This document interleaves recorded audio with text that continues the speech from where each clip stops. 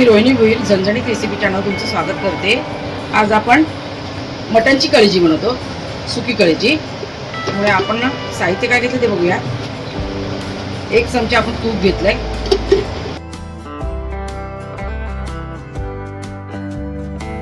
2 चमच आपण तेल घेऊया।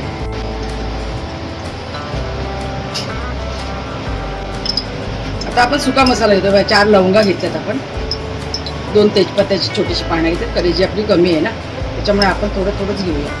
त्या बारीक गिळायच्या बघा 4, आणि 5-6 काळी मिरी आहेत।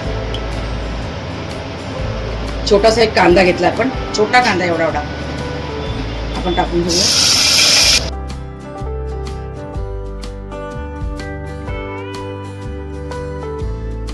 आपण या वाटणात 4-5 मिरच्या, 1 इंच आलं, मूठभर कोथिंबीर आणि 5 ते 6 पाकळ्या लसणाच्या टाकल्यात। आपण 1.5 टेबलस्पून ग्रीन पेस्ट वापरली।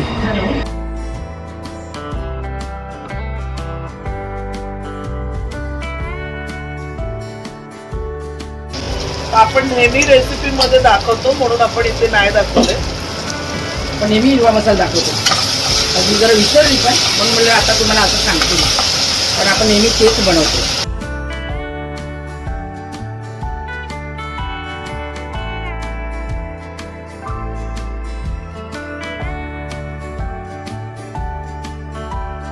चमचा हळद घेतोय, 1 चमचा मी काश्मीर मिरची पावडर, अर्धा चमचा आगरी मसाला,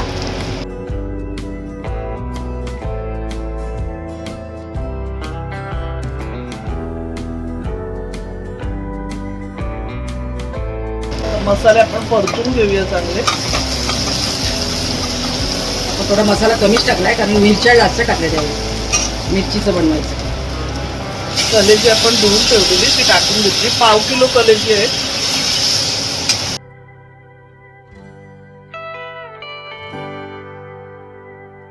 चांगली परतून घ्यायची आणि वाफेवर मारायची आपल्याला। आता आपण झाकण ठेवून 5 मिनिटांसाठी वाफेवर ठेवूया आणि गरम पाणीच टाकायचं याच्यामध्ये।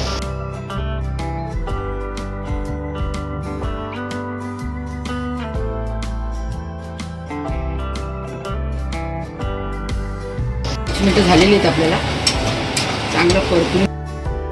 तेल सुटलं, ते कोमट पाणी आहे, मी गरम पाणीच पाहिजे, कोमट झालं थोडं टाकते मी।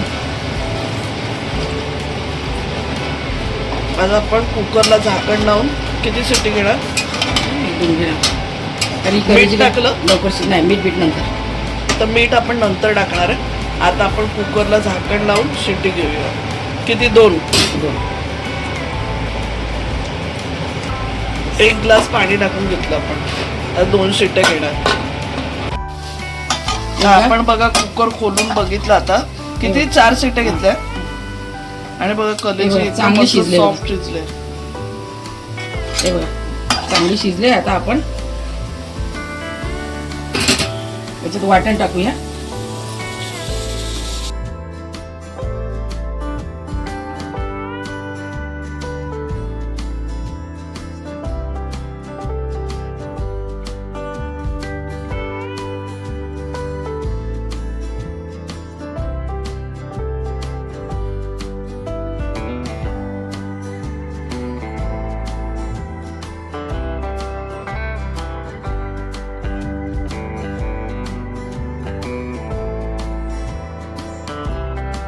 अर्धी वाटी सुकं खोबरं आपण तळून घेतलं आणि त्याच्यात 1.5 टीस्पून गरम मसाला टाकला, त्याची पेस्ट बनवली।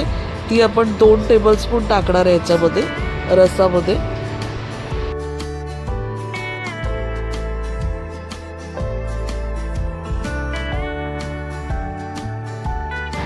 आपल्याला रसा एकदम दाट सुद्धा नको आहे, तर आपण ही 2 टेबलस्पून पेस्ट टाकून घेतली।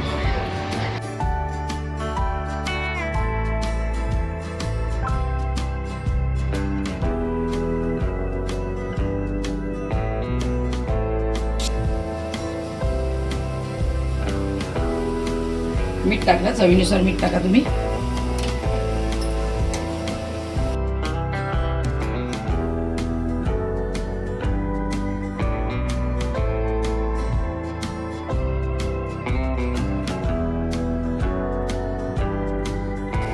सुकवायचं आपल्याला, एवढं पाणी नको आहे. आता आपण हा रस्सा आटवून घेऊया. त्यासाठी आपण 5 मिनिटासाठी गॅस फास्ट करूया. आता आपण रस्सा सुद्धा आटवून घेतलाय. बघूया कसं झालंय ते कालवण.